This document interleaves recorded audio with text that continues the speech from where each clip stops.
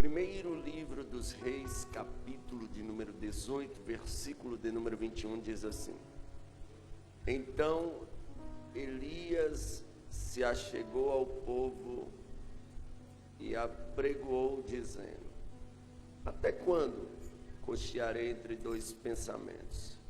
Se o Senhor é Deus, segue-o, e se Baal, segue-o.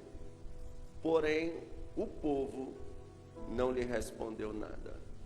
Amém? Se assente adorando a Deus. Glória seja dada ao nome de Jesus. Para quem não me conhece ainda, eu sou o irmão pregador Gabriel Bezerra, como já foi apresentado. E para quem já me conhece, eu continuo sendo Gabriel Bezerra. Amém? Glória a Deus. Congregamos ali na sede da Assembleia de Deus, Campo de Ceilândia, com o pastor João Francisco da Luz. Estamos aqui debaixo da bênção do nosso pastor, graças a Deus por isso. E vendo a irmã falar aí de Lucineide, Lucineide é uma mãe na fé, e orem até por ela. Semana passada ela deu à luz a um bebê, e ainda em resguardo ela sofreu um acidente de carro. Então intercedam pela Lucineide. Lucineide é uma bênção de Deus. Está ali pastora Ana Márcia, não foi arrebatada ainda, porque se fosse eu ia junto. Prazer rever a senhora, pastora. Obrigado, né? Eu acho que a gente já tem um contrato aí até o final do ano de 2054, por aí. Só que esse contrato vai ser quebrado pelo arrebatamento da igreja. Glória a Deus. Aqui eu me sinto em casa, mas vamos falar do amor de Jesus, que é o que mais importa. Se eu pudesse fazer um pedido com sonoplasta, só uma vez na vida, se pudesse me atender, elimina o compressor desse som. O compressor foi o diabo que inventou, irmão. Não tem condição não, acaba com o pregador, a cabeça da gente dói. Mas se não der também, sem problema, o som é de vocês. Vamos falar da Bíblia aqui, que é o que mais importa. Irmãos, o texto que ora nós acabamos de ler é um texto onde se passa a história de um dos maiores profetas do Antigo Testamento, conhecido como profeta do fogo, Elias, o Tisbita, um homem da cidade de Tisbe.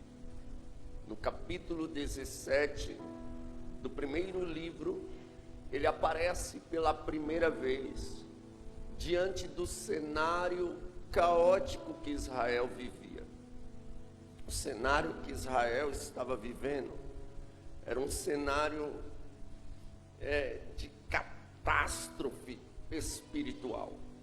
Um povo que viveu tantas coisas da parte de Deus, um povo que presenciou tantos milagres da parte de Deus, agora viram as costas para Deus, como se Deus não existisse, como se Deus não tivesse feito nada por eles. Eles se entregam às práticas do pecado. É importante ressaltar que a liderança está totalmente corrompida, desde que Davi ajuntou os reinos e o seu filho Salomão dividiu os reinos com as suas atitudes, casando-se com outras mulheres de outras nações que Deus não permitira, e idolatrando, virando as costas para Deus. Deus então levanta o profeta Aías para profetizar a divisão dos reinos. Deus permite uma divisão. Entenda algo: Deus jamais vai permitir uma rebelião, mas uma divisão Deus permite. Só que ainda que Deus permita uma divisão, não é o projeto de Deus. Deus não tem projeto em dividir. Reino dividido não subsiste. O melhor é estar em união. Mas por consequência dos atos, há uma divisão. Porém, o reino dividido, que passa a ser o reino do norte, onde a capital é Samaria, a Bíblia Sagrada deixa bem claro que nenhum dos reis, pastora Ana Márcia, prestou nenhum dos reis do norte fez o que era bom aos olhos do Senhor. Isso já nos mostra que Deus, ainda que Ele permita, Ele não tem negócio em divisão. Melhor que haja união. Mas infelizmente há uma geração de crente que parece que gosta de divisão, que gosta de desunião. Uma geração que é insubordinada à sua liderança, uma geração que causa contenda e conflitos por onde passa. Esses dias eu estava meditando em uma história narrada, uma ilustração. Há grandes homens eruditos que são formados aí, que dizem que as ilustrações são as janelas dos sermões. E eu meditando em uma ilustração que conta a história de dois irmãos que receberam uma herança de seu pai, uma fazenda, e a terra foi dividida no meio por um riacho. Esses dois irmãos, ao crescer, entraram em contenda um com o outro e viraram inimigos mortais, a ponto que um não suportava se encontrar com o outro, não suportava ouvir a voz do outro. E um dia um senhor aparece em uma das fazendas de um dos irmãos e pede trabalho. Esse senhor era carpinteiro, mexia com madeira. E então esse um dos irmãos olha para ele e diz: olha, é o seguinte, eu tenho um trabalho aqui para você fazer sim. Tá vendo essa madeira que está ali? Olha, eu vou na cidade fazer algo e eu quero te pedir que tu faça uma cerca aqui nesse rio bem fechada, que é para o meu irmão nem ter acesso mais ao lado da minha fazenda. E contou a história que odiava o irmão, que não gostava do irmão, e foi então para a cidade. Quando ele voltou, ele ficou indignado com o senhor que pediu trabalho, porque ao invés de o senhor fazer uma cerca dividindo de vez as duas fazendas, ele fez uma ponte sobre o ribeiro, atravessando de um lado para o outro. Aí ele: quem mandou você fazer uma ponte? Eu falei para você fazer uma cerca para dividir de vez. Aí daqui a pouco vem um irmão que há muito tempo não se falava, que odiava um ao outro, chorando, e abraça o irmão dizendo: olha, tanto mal que eu te fiz, e tu ainda fez uma ponte para me atravessar, me perdoa. E aquele senhor saiu dizendo: olha, não precisa me pagar nada, o meu trabalho aqui já está feito. Então não seja um construtor de cerca, seja um construtor de pontes. Cause união por onde você passar e não desunião. Seja um pacificador. A Bíblia diz: bem-aventurados os pacificadores, pois esses herdarão o reino de Deus. Então, infelizmente, os reinos se dividem. E agora, por consequência, todos os reis do norte vão fazer o que é mal aos olhos do Senhor. E se não me falha a memória, Manassés foi o pior deles.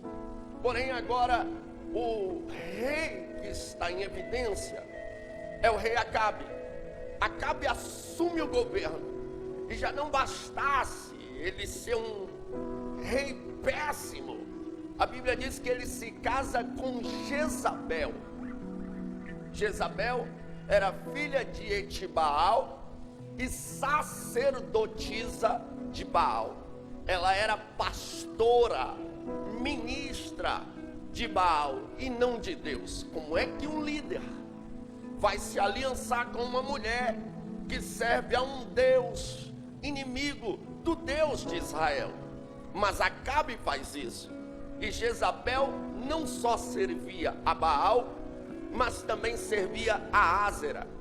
E os rituais de culto que eles faziam a Baal e a Ázera era para que supostamente a terra desse muito fruto, para que houvesse grandes colheitas, porque segundo eles, Baal e Ázera eram deuses de fertilidade. Quando eles prestavam cultos, e os cultos que eles prestavam a Baal, além de serem cultos demoníacos, eram cultos de orgias, de tudo que não presta, de maldição, de prostituição, só coisa ruim. Mas eles prestavam esses cultos, dizendo eles: assim que a gente prestar esses cultos, Baal e Ásera, que são os deuses da fertilidade, vão mandar chuva no tempo próprio. A nação vai prosperar. Então eles acreditavam que a chuva vinha através de Baal. Porém o cenário é depravado. Como é o sacerdote, a Bíblia diz que é o povo. Então como é a liderança, também vai ser o povo. O povo é um espelho da liderança. E Acabe é um rei agora demoníaco, devoto a Deus, a Baal e a Ásera também. Estava ali, mas Deus não trabalha com quem está em cima do muro. Ou você é de Deus ou você não é. E Acabe temia a Deus. Nós vamos ver o momento que ele se humilha diante de Deus e Deus faz o profeta voltar. Até uma profecia liberada atrás. Dá um prazo a mais. Ele temia a Deus, mas ele temia outros deuses também. É igual tem crente que vem para o culto, vem para a igreja, mas vai procurar cartomante, gosta de horóscopo, gosta de tanta coisa. Ou seja, ele está dividido, ele ainda não se decidiu. Se decida hoje em nome de Jesus. Sirva a Deus, somente ao Senhor Deus adorarás e só a Ele prestarás culto. Aí, o que acontece? O cenário é de tristeza, decadência, pecado em cima de pecado. O povo virou as costas para Deus, idolatrando, acreditando em Baal. Aí Deus se manifesta diante de Elias, o tisbita. Ele recebe o ministério profético da parte de Deus. E o profeta, ele carrega dentro de si um senso de justiça. Todo profeta é justiceiro. A Bíblia diz que Deus deu uns a apóstolos, uns a mestres. Você vê que tem os apóstolos, tem os mestres. O mestre é aquele que quando ele vai pregar, ele ensina em 30 minutos tudo que ele aprendeu em 3 anos, 4 anos, dentro de uma sala de teologia. O mestre é aquele que sempre está procurando falar no grego, hebraico, aramaico, interpretar, exaurir, verbalizar. E são necessários, os mestres são necessários para ensinar a igreja. Temos que ter mestre para ensinar a igreja.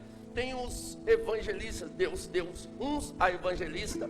O evangelista é aquele que não consegue ficar sem ganhar uma alma. Onde ele está entregando folheto, está no avião, ele está pregando, está no carro, ele está pregando, está no ônibus, ele se levanta e prega. O evangelista, ele tem um senso de ganhar alma, ele quer reunir, quer criar departamentos de missões, quer investir em missões. O evangelista, ele tem um senso de evangelismo.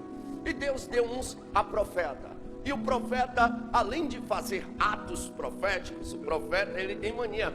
O profeta, ele pega um copo d'água desse e daqui a pouco ele faz um ato profético. Pega alguma coisa e faz um ato profético. Lembra o profeta Ágabo? Ele pega os cintos de Paulo, né? E amarra ali e faz um ato profético ali. Então o profeta tem disso. Pegar algumas coisas e fazer atos proféticos. Só que todo profeta tem um senso de justiça.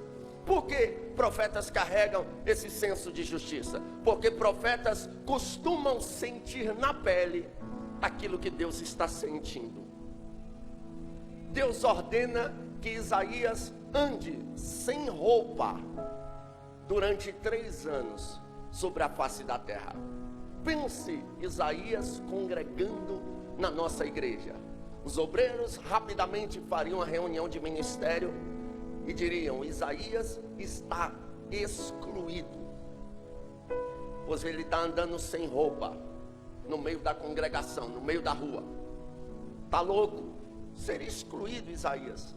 O povo olhava para Isaías e sentia vergonha, até o dia que Deus faz com que o povo veja Isaías em situação de vergonha, e ele abre a boca e fala: assim diz o Senhor, assim como vocês olham para mim e sentem vergonha, Deus olha para vocês e se envergonha de vocês.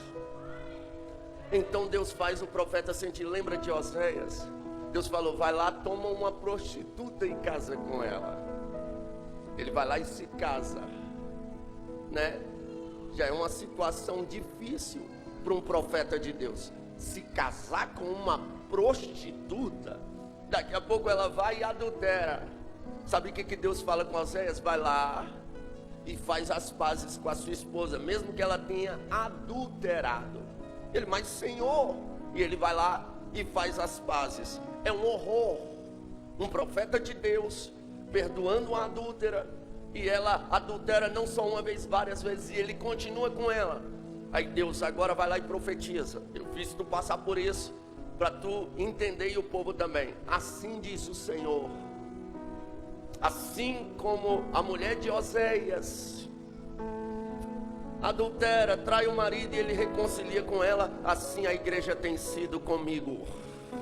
Vocês têm adulterado contra mim, servido a outros deuses, me abandonado, mas ainda assim eu reconcilio com vocês. Então Deus fazia o profeta, se a gente for falar do que Deus fez alguns profetas sentirem, é por isso que o profeta tem um senso de justiça. Parece que em todos arde, no pastor arde demais o zelo. A Bíblia chega a falar que o zelo pela obra de Deus consome, aleluia, alguém por dentro. O pastor tem o zelo, mas o pastor às vezes ele tem um equilíbrio na mensagem, porque ele tem medo de machucar A, de machucar B, porque a função do pastor é apacentar. O pastor é mais abraçador, mais ajuntador, mas o profeta não. O profeta rasga o verbo, o profeta chega e toca na ferida.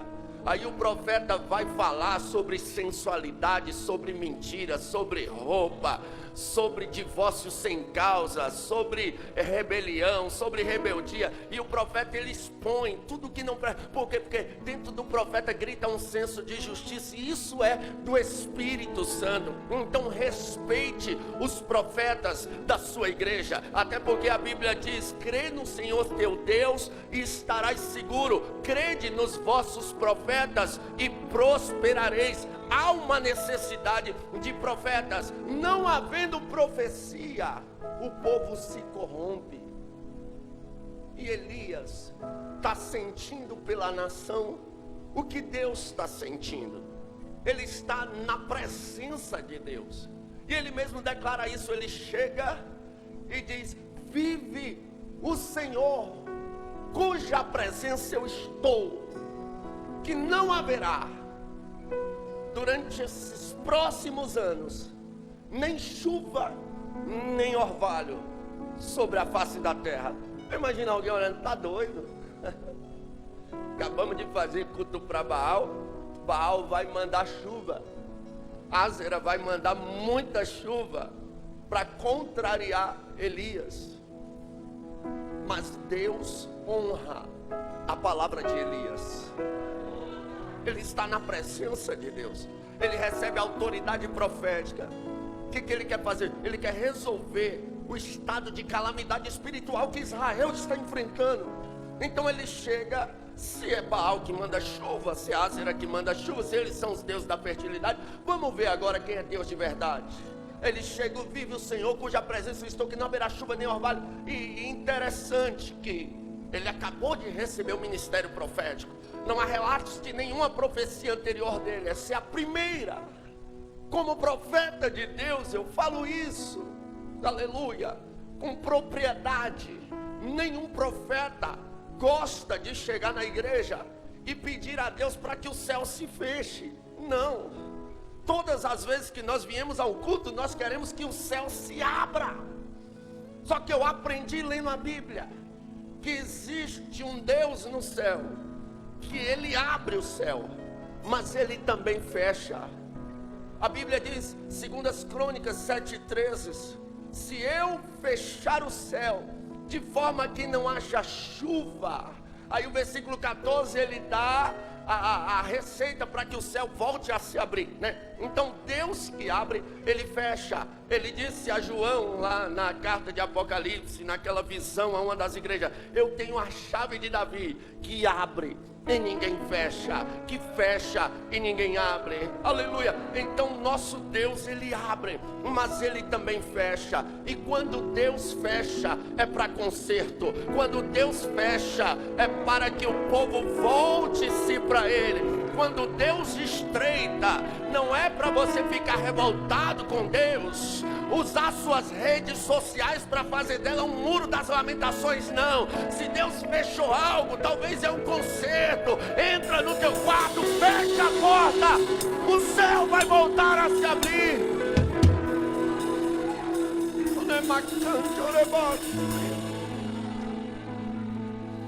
A partir de agora o céu está fechado. Só que na empolgação ele fala: olha, não haverá chuva nem orvalho, senão segundo a minha palavra. Ou seja, vocês acabaram de ouvir aqui eu falando que o céu vai se fechar, né? Enquanto eu não voltar aqui, enquanto vocês não ouvirem a minha palavra falando que o céu vai se abrir, não tem chuva nem orvalho. Aí sabe o que Deus fala com ele? Ô Elias, se levanta aí e foge. Vai lá para o ribeiro de Querite, que está ali junto ao Jordão, que eu já ordenei aos corvos que te sustentem. Quando Deus nos usa, nós temos que entender que é Deus. Deus não divide a glória dele com ninguém. Quando o homem pensa que é alguma coisa, Deus quebra ele. Quando o homem pensa que é alguma coisa, Deus estreita ele. Uma das maiores experiências de quando eu comecei a pregar foi que eu estava em um culto, quando Deus curou uma mulher. Eu peguei o ônibus para ir para casa e eu estava com aquele sentimento: olha, sou profeta, rapaz. Deus curou lá, sou o cara. Só que antes de eu chegar em casa, eu já estava com quase 40 graus de febre. Isso era um culto de domingo. Na segunda-feira eu amanheci com muita dor e febre, de cama. Na terça-feira meu corpo doendo muito. Na quarta-feira eu senti ânsia da morte. A febre foi tanta que os meus pés se esfriaram e a minha cabeça começou a se esfriar.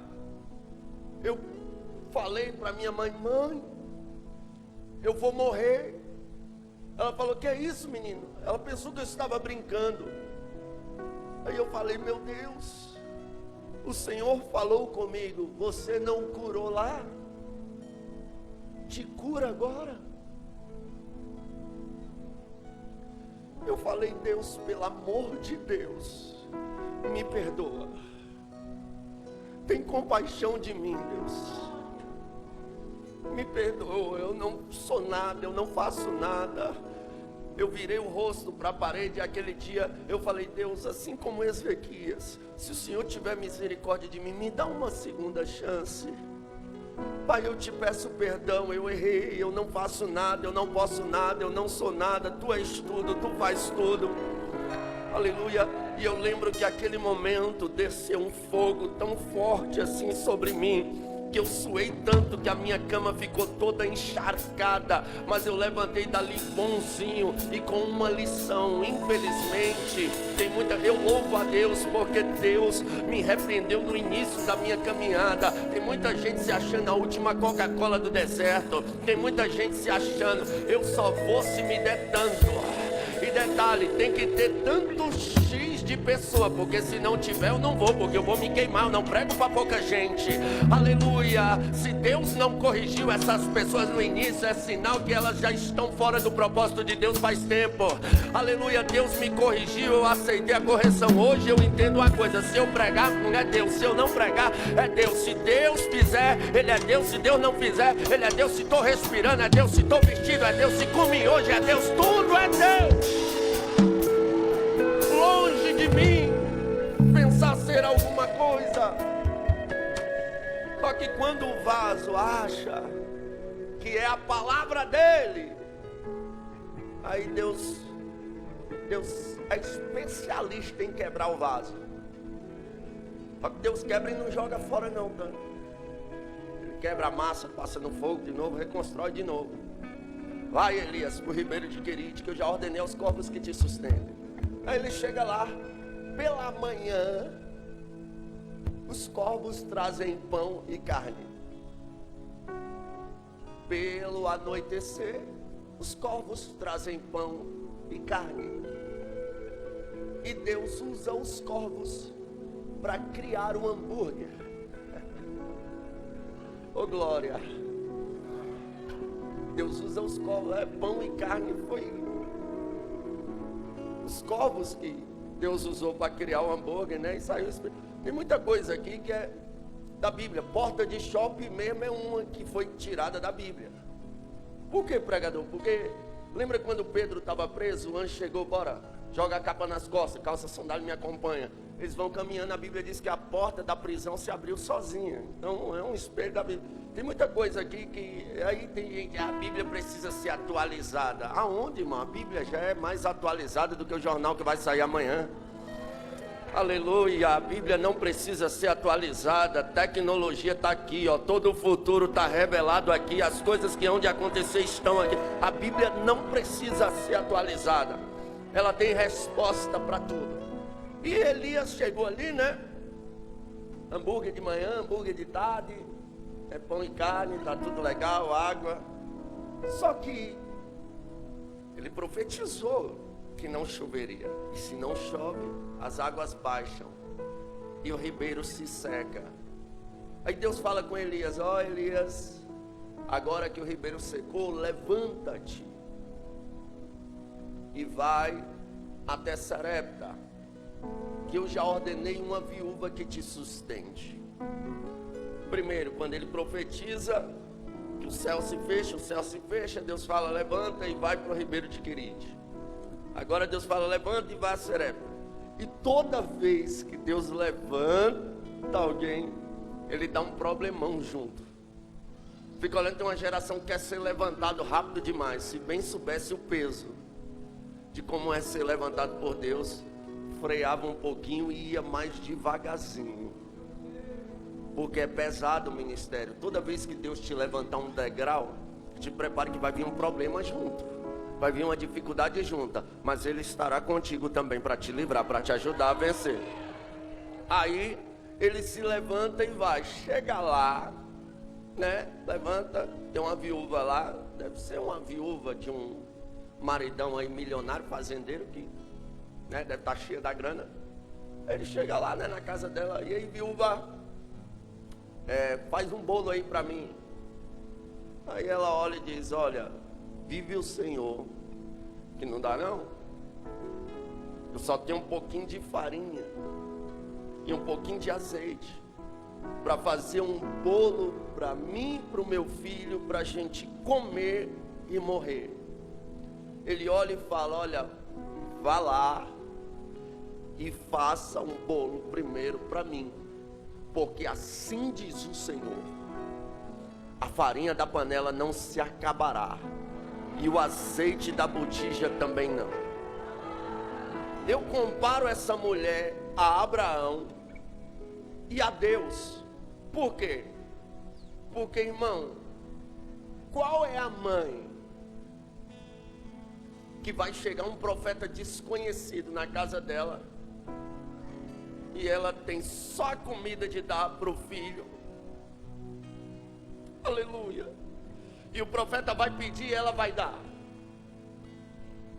Ela obedece o profeta de Deus. Quando ela faz isso, ela está tirando do próprio filho. Ela está priorizando a vida do profeta do que a vida do próprio filho, para obedecer. E Deus fez isso. Deus deu seu único filho. E Abraão também levou o seu único filho para ofertar. Só sendo crente para fazer tais entregas diante de Deus. Só que eu acho lindo, toda vez que há uma grande entrega, oh glória, uma entrega que chega a custar a vida do próprio filho, há grandes propósitos de Deus. Deus entregou o próprio filho e salvou a humanidade. Abraão levou o próprio filho e virou o pai da fé, e a sua descendência entrou na terra prometida. Essa mulher que fez primeiro pelo reino de Deus, pelo profeta de Deus, ela entrega primeiro a Deus. Elias representava Deus nessa ocasião, e agora a farinha da panela não se acaba e o azeite da botija não se acaba em tempos de crise econômica. Aleluia. Eu sei que o cenário mundial é difícil, eu sei que a crise está batendo, eu sei que o negócio está estreito, mas aos crentes que ainda fazem a sua entrega a Deus, não vai faltar na mesa, não vai faltar no guarda-roupa, não vai faltar na garagem, não vai faltar, aleluia, na conta bancária. Você crê nessa palavra profética? O problema, o grande problema, é que nós já saímos de casa. Eu vou lá buscar a minha bênção, eu vou lá que hoje eu quero receber, aleluia. Mas Deus está procurando uma geração que entrega, porque quando eu entrego a minha vida diante de Deus, diante do altar de Deus, já dizia o cantor: quando tudo perante o Senhor estiver e todo o teu ser Ele controlar, só então há de ver que o Senhor tem poder. Quando tudo deixares no altar, entregue-se a Deus em espírito e em verdade, que Ele vai cuidar da tua saúde, que Ele vai cuidar dos teus filhos, que Ele vai cuidar do teu marido, vai cuidar da tua esposa, vai cuidar do teu celeiro, vai cuidar do seu emprego, vai cuidar do teu saldo bancário, vai cuidar da sua estrutura, vai cuidar das suas emoções, vai cuidar dos teus sentimentos. Somente se entregue. Eu nunca vi alguém se entregar a Deus, aleluia, e dar errado, se frustrar, não, aleluia. Eu vi pessoas, eu era pequeno ainda, mas eu me lembro, eu vi pessoas entregar muita grana, aleluia, para aquele projeto Avestruz Master e perdeu tudo. Eu vi muita gente entregar muita grana para aquela Telex Free e perdeu tudo, mas eu nunca vi alguém se entregar para Deus, se voltar para Deus e perder. Não perde, só ganha, porque o nosso general não perde.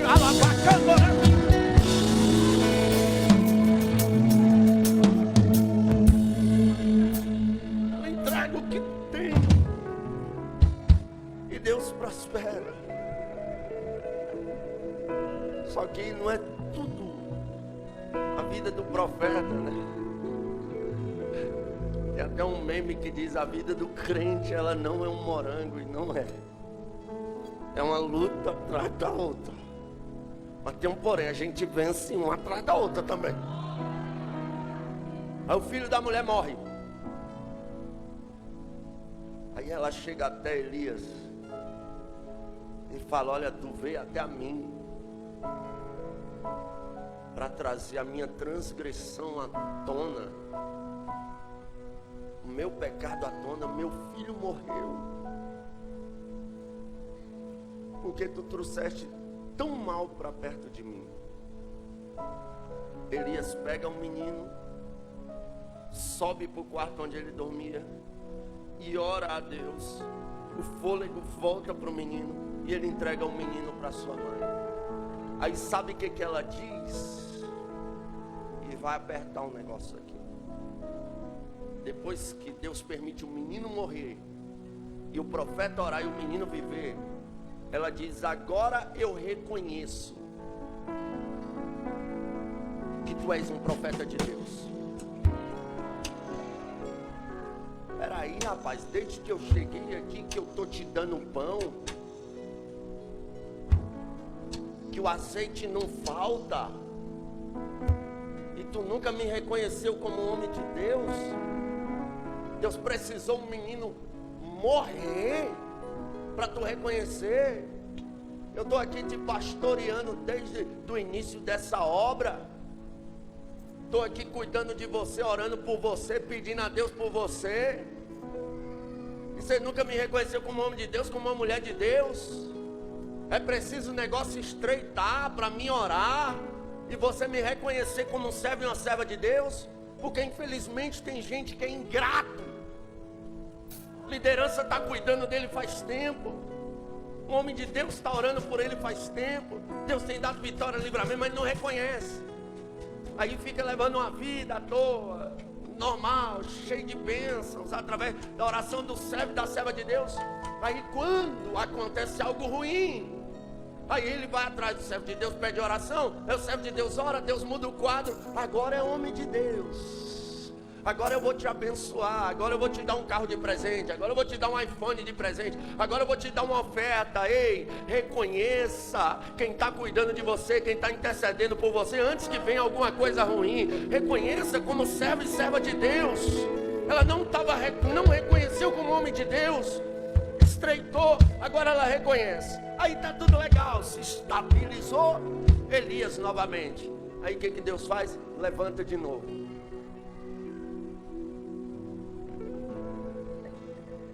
Levanta e vai até Acabe dizer que eu vou mandar chuva sobre a terra. Aí Acabe já tinha mandado Obadias sair buscando gente em todas as nações, todas as circunvianças atrás de Elias, e não achou. Aí Acabe, para os animais não morrer, fala com Obadias: vai para cá atrás de relva, de água, que eu vou para cá. E eles vão. E Elias vem e se encontra com Obadias. Aí ele fala: Obadias, vá lá e diga para Acabe que Deus vai mandar chuva sobre a terra. Obadias olhou e disse: que mal eu te fiz? Não te contaram como eu temo ao Senhor? Durante esse período de seca eu cavei 2 buracos, coloquei 50 profetas dentro de um buraco, 50 profetas dentro de outro, e os sustentei a pão e água. Não teve beco, favela, rua que eu não fui atrás de você. Agora tu aparece e manda eu dizer para Acabe que tu vai se apresentar diante dele. Vai que o Espírito de Deus te toma daqui, não sei para onde. Acabe vai me matar. Elias disse: vive o Senhor que tu não vai morrer. Me chama a atenção que existe outro profeta nesses dias, um profeta que se chamava Micaías. Então a Bíblia também vai dizer que havia 7.000 que Deus guardou, que não se prostraram. Obadias guardou 100, tinha Elias e Micaías 102, mas 7.102. Diante do cenário de crise, de fome, os profetas que eram para profetizar em nome de Deus estão profetizando em nome de Baal e de Ázera. E na história de Micaías você vai ver que eles profetizavam em nome do Senhor também, mas se venderam, se corromperam, porque o negócio estava estreito. E para não passarem fome, eles começam a profetizar tudo que Jezabel queria, tudo que Acabe queria. Então eles se assentam na mesa de Jezabel, na mesa de Acabe, e comem, enquanto os profetas de Deus estão dentro de covas, comendo pão e bebendo água.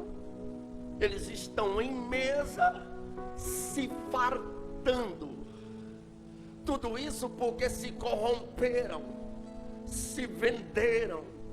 Mas eu prefiro, e Deus também prefere, uma geração de profeta que coma pão e beba água, mas que não se venda, que não se corrompa, que não profetize o que desagrada a Deus. Deus está triste, Deus está irado, Deus está enojado com uma geração de profetas que fizeram alianças erradas, aleluia, que não fazem a vontade de Deus, para não perder a mamata, para não perder os banquetes, para não perder as ofertas. Então eles falam o que a massa quer, eles pregam o que o ego humano quer, eles falam o que a carne piscina humana quer. Mas Deus ainda tem pelo menos 7.102 que não se prostraram,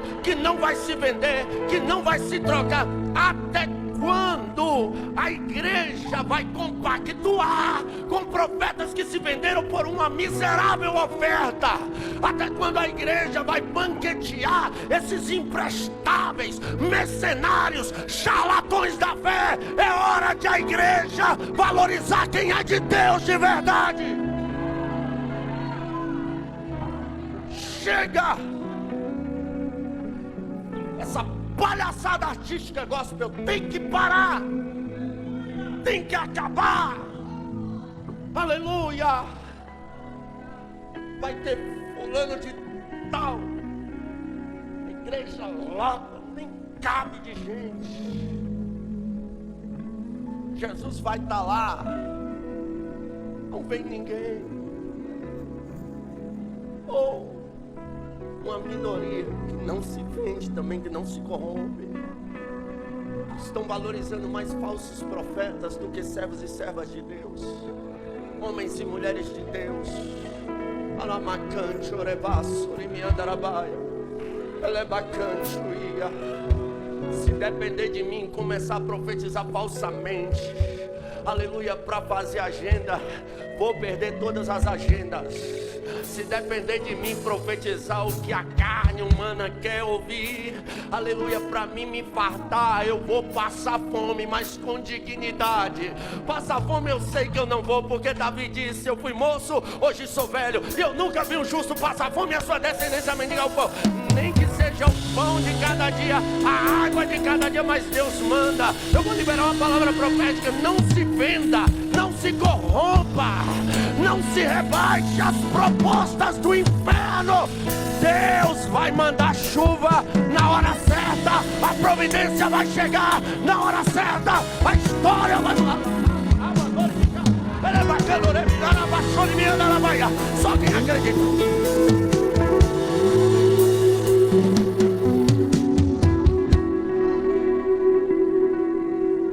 Aí Elias vem, se apresenta a Acabe,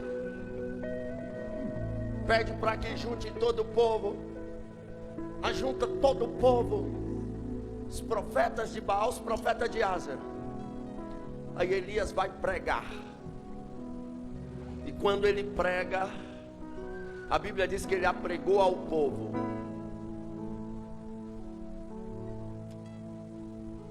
Até quando vocês vão cochear entre dois pensamentos? Se o Senhor Jeová é Deus, serve a Ele. E se Baal é Deus, sirvam a Baal. Mas ficar entre dois pensamentos não dá.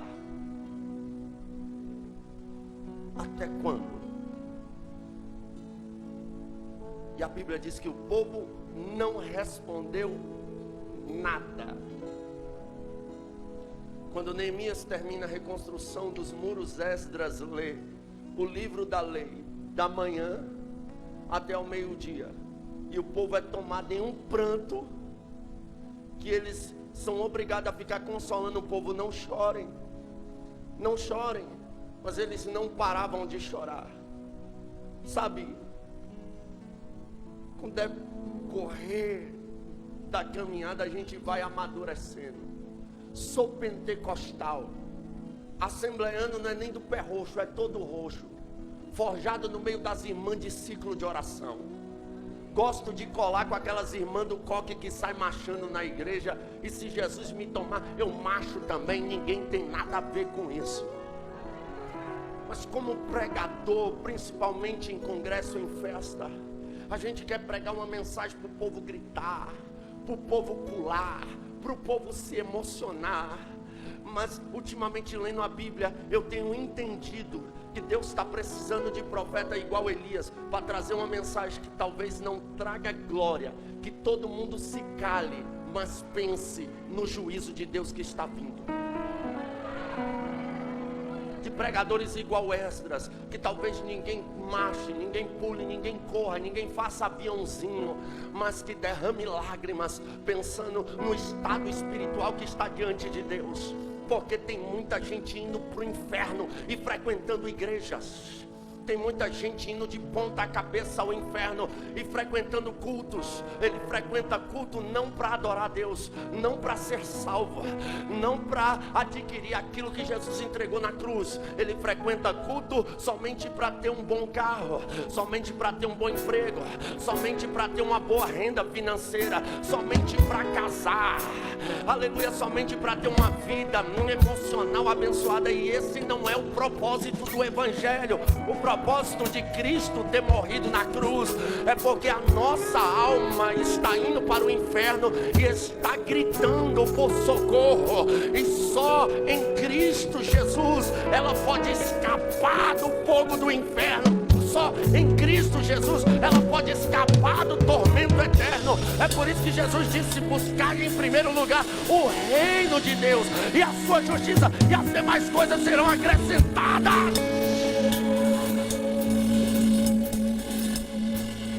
Uma geração que coxinha entre dois pensamentos é porque não tem ideia do que se trata o inferno. A Bíblia diz que lá o bicho não morre, o fogo não se apaga. A nossa alma é o nosso corpo no mundo espiritual. Da mesma forma que há sede aqui no mundo físico, e eu bebo água para saciar minha sede, no mundo espiritual eu bebo da água da vida para saciar a sede. E quem beber dela jamais terá sede. Porém, existe para quem for lançado no inferno uma sede eterna. Eu acredito que eu não cheguei no ápice da sede em algum momento da minha vida. Nunca. Deve ser horrível. Você está em sede máxima e não tem um pingo de água para beber. Então haverá sede eterna. Eu também, por mais difícil que foi a minha vida, eu nunca dormi uma noite sem comer. De alguma forma Deus mandou alimento. Quase passei fome, mas não cheguei a passar. Eu não posso expressar o que alguém que chega a desmaiar de tanta fome sentiu. Eu não posso dizer, porque eu nunca cheguei a sentir isso. Mas deve ser horrível. A fome, eu disse certa feita a alguém, quando eu estou com muita fome eu fico muito triste. E o meu espírito fica angustiado. E eu fico pensando em coisas ruins que me aconteceram. Aí quando eu como parece que eu me alegro. A fome, ela traz uma angústia na alma, ela traz uma tristeza. E quem for lançado no inferno será tomado de fome e sede eterna.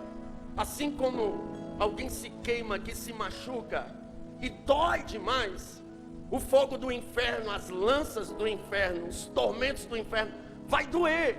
A diferença é que aqui, se você é queimado pelo fogo, chega a um grau de queimaduras que o seu corpo apaga, o seu cérebro não suporta a dor e apaga. Então você desmaia e não sente mais dor.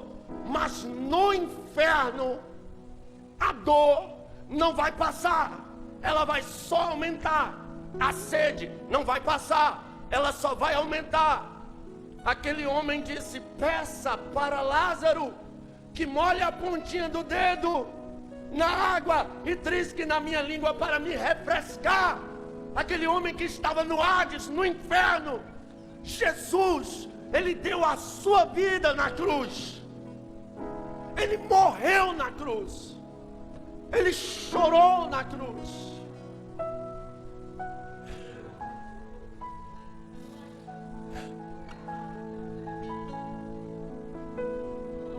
Foi tão sério o propósito da cruz. se a gente pensasse a fundo, só de olhar uma cruz como essa, a gente pranteava, agradecendo a Deus. Foi tão sério o propósito de Deus enviar seu filho para morrer em uma cruz, que é também muito sério. E morar no céu não é de qualquer jeito, cocheando entre dois pensamentos. Hoje eu estou aqui ouvindo louvores, amanhã eu estou ouvindo músicas mundanas, que agora, né, para os crentes modernos, da hipergraça do diabo, porque essa hipergraça não é de Deus é a graça que nos foi revelada em Cristo Jesus. Essa é de Deus, passou daí a conversa fiada. Mas a hipergraça que está sendo pregada hoje, você pode ouvir música secular, não é mais mundana, é secular. Mas o apóstolo Paulo disse o quê? Não vos conformeis com este mundo.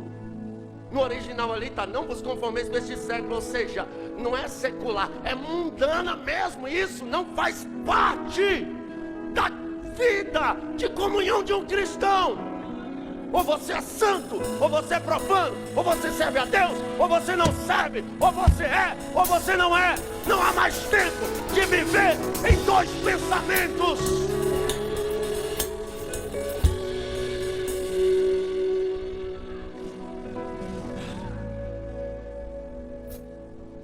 Márcia Helena, eu tenho a senhora como uma mãe, mas eu preciso falar. Eu preciso falar. Não era isso que eu queria pregar, mas eu preciso falar.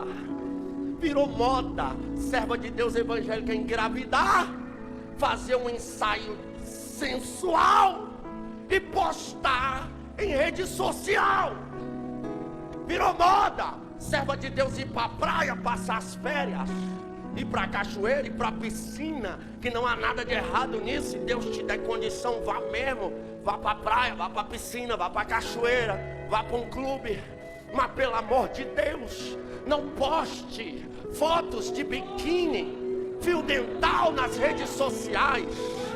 Não vá para a academia, rapaz, expor seus músculos, expor seu corpo, causar sensualidade. Você não precisa disso. Você é servo de Deus, você é serva de Deus.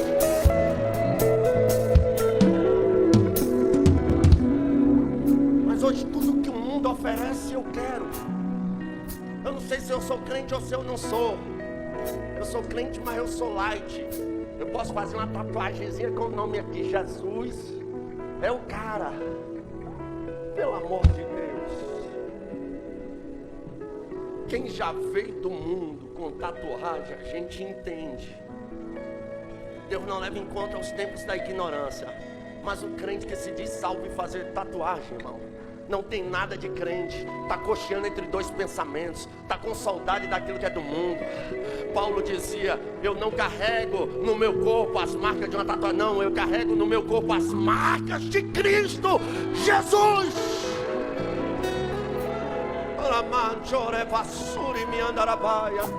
Aleluia, é só chegar a festa de final de ano que eu vou encher a cara com os meus parentes. É só chegar a festa de carnaval que eu vou pro carnaval. Aleluia. E hoje estão querendo trazer até para dentro da igreja, quer transformar a igreja em uma igreja de dois pensamentos. Não pode. Aqui não é lugar de pegar uma batida de swingueira e trazer para cá uma batida de arrocha gospel e trazer para cá uma batida de funk. Não, nós não precisamos disso. Aqui é louvor, aqui é adoração, aqui é exaltação ao Rei dos Reis e Senhor dos Senhores. Até quando vamos cochear entre dois pensamentos? Até quando será normal na vida de um empresário crente passar nota fria? Eu não vou dar meu dinheiro para esses impostos absurdos para o governo. Se Jesus te achasse, ele diria, dê a César que é de César. Crente que sonega nota fria, crente que passa cheque sem fundo, está cocheando entre dois pensamentos. Crente que vive fofocando, vive cochichando, vive com disse-me-disse, vive dando mau testemunho por onde passa. Aleluia, está cocheando entre dois pensamentos. Uma vez, uma coisa que me entristeceu foi que eu vi uma moça que se dizia serva de Deus conversando com a amiga mundana, e a amiga contando histórias de adultério para ela, e ela achando o máximo, aleluia, a história de adultério da amiga. Ei, tua amiga te conta história de adultério e tu fica encantada com a história dela? Se converta, aceite Jesus de novo. Teu amigo te conta a história de adultério e tu acha legal? Se converta, aceite Jesus de novo. A postura do crente deve ser tão cristã que a pessoa não tem coragem nem de falar, e se falar é assim: pelo amor de Deus, me ajuda a me libertar do adultério, pelo amor de Deus, me ajuda a sair dessa prática imoral. Mas aos poucos estamos nos adaptando, e o foco da igreja é ir morar no céu. Não adianta a gente passar a vida toda indo no culto, saindo de culto, indo em culto e saindo de culto, e Jesus voltar, ou a gente morrer e ir para o inferno. Não existe um céu de glória que Jesus pagou um preço com o sangue derramado na cruz. É para mim morar, é para você morar. Então, pelo amor de Deus, nessa noite, chega de cochear entre dois pensamentos.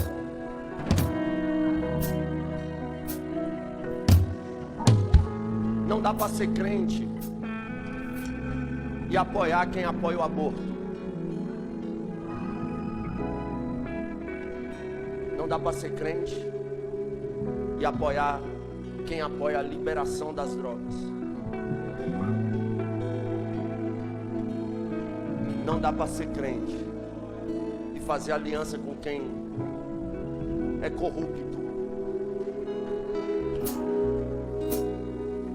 É cochear entre dois pensamentos. Nós precisamos, aleluia, o padrão da igreja é santidade ao Senhor. O padrão da igreja é santidade ao Senhor. O padrão da igreja ainda é um clamor de santificação. Aleluia. Elias, até quando cocheareis entre dois pensamentos? Josué, escolhei hoje a quem servir. Eu e a minha casa servimos ao Senhor. João Batista, quem vos ensinou a fugir da ira futura? Arrependam-se e creiam no Evangelho. Jesus Cristo, arrependam e creiam no Evangelho. Estevão, arrependam e creiam no Evangelho. Aleluia. A Bíblia diz outra vez: e vereis a diferença do que serve a Deus do que não serve, entre o ímpio e o profano, entre o justo e o injusto. Quem é sujo, sujifique-se mais. Quem é limpo, limpe-se mais. É tempo de limpeza. E a Bíblia diz o quê? E vós sereis limpos pela palavra, pela palavra, pela palavra, pela palavra, pela palavra, pela palavra. Aleluia. E nessa noite Deus me trouxe aqui como um profeta de Deus para dizer: até quando cocheareis entre dois pensamentos? Quer ir para o inferno? Vá, sirva a Baal, sirva o mundo. Agora quer ir para o céu? Faça uma aliança com Deus, porque Ele te levará para lá. Não porque você é bom, não porque somos bons, não porque nós vencemos, mas porque Ele é bom, e porque Ele venceu, e porque Ele nos comprou, e porque Ele nos perdoou.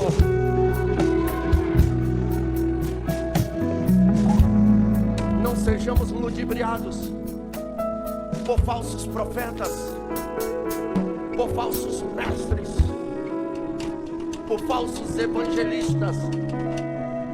Vamos aceitar aquilo que Deus tem para nós.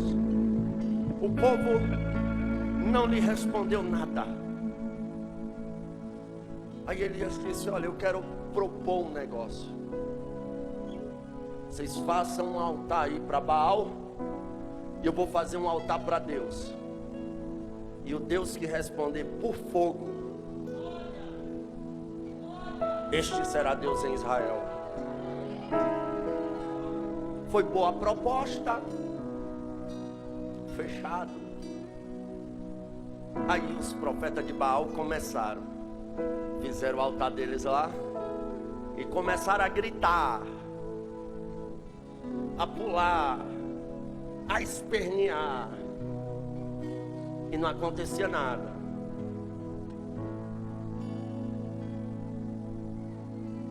Foi ficando perto do meio-dia, não acontecia nada. Elias disse: olha, clame mais alto. Ele é um Deus, pode estar dormindo, pode estar viajando. Elias começou a zombar. E eles gritando, eles clamando. Aleluia. Não é um cenário de tantas. Não estou aqui para falar mal de igrejas, não é da minha índole. Mas não é um cenário de tanta igreja. O povo grita, se esperneia, se joga no chão, mas não muda de vida, não muda de caráter. Porque hoje a moda tem igreja para todos os gostos. Os carpinteiros da atualidade fazem portas larguíssimas, mas a porta que o carpinteiro de Nazaré fez é estreita e não passou por reforma. Eles clamam, não acontece nada. Elias não vai construir um altar, ele vai reparar o altar. Já tinha um altar, mas estava quebrado, estava mal feito. Ele repara o altar e manda trazer água. A água estava mais cara do que gasolina em Israel. Afinal de contas, 3 anos sem chover não é brincadeira. Manda derramar 1 galão de água, manda derramar 2, manda derramar 3, a ponto de encher de água ao redor. E Elias não vai espernear. Elias não vai apagar as luzes, pôr um jogo de fumaça e vai fazer gritaria e trenzinho.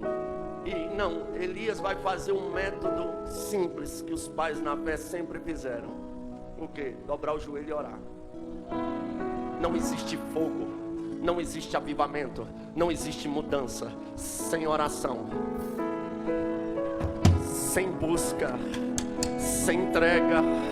Só teremos um avivamento quando voltarmos aos pés da cruz. E aqui tem uma igreja que está disposta a reparar o altar e se entregar a Deus. Se é verdade, deixa eu ver. Aí ele ora. Quando ele ora, a Bíblia diz que Deus responde por fogo. Deus responde por fogo. Eu vou liberar uma palavra profética aqui nesta noite. Aleluia. Deus encontrou aqui em Goiânia, aleluia, na Assembleia de Deus Filadélfia, uma geração que está disposta a não cochear entre 2 pensamentos, mas a se voltar para Deus, a consertar o altar, aleluia, a deixar as águas da palavra nos lavar e a receber fogo do céu, um fogo que queima pecado, fogo que queima iniquidade, fogo que queima, aleluia, tudo que não presta, aleluia.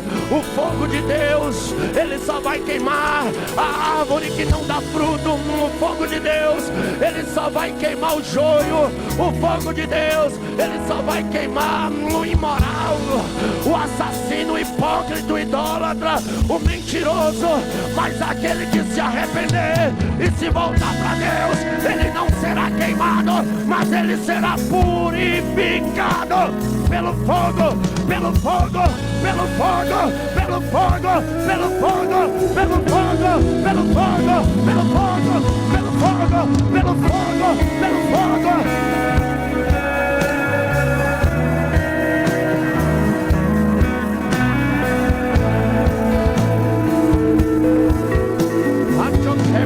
Mandore batara bandore bicala bandore vedereba. E meu doro que faça devido ne badara baiache. Le probi da canto reminara mandore vidara bandore te que papa candore vido to que ba. Urabaconte que propondo te que papa papa papa. Urabacone bicala propondo te papa papa dore bica. Urabacadore vidara bachoria na bandore bicala propondo te que pega. Só que me adorar. Receba, Deus respondeu com fogo. Deus respondeu.